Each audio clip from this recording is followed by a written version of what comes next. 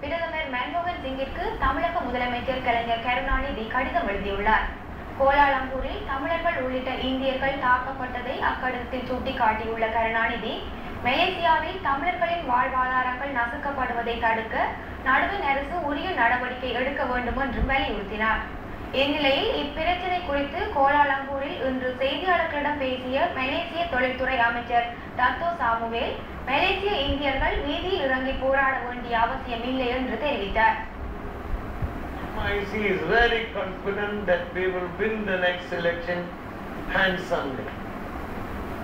And we know what the Indian community wants. It is not the Indian community doesn't want to go to the street.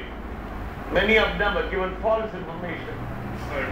இதனிடையே மலேசிய தமிழர்களின் அவல நிலையை இந்திய அரசுக்கும் உலகிற்கும் உணர்த்த தமிழக அரசு நடவடிக்கை எடுக்க வேண்டும் என்றும் பாமக நிறுவனர் மருத்துவர் ராமதாஸ் வலியுறுத்தியுள்ளார்.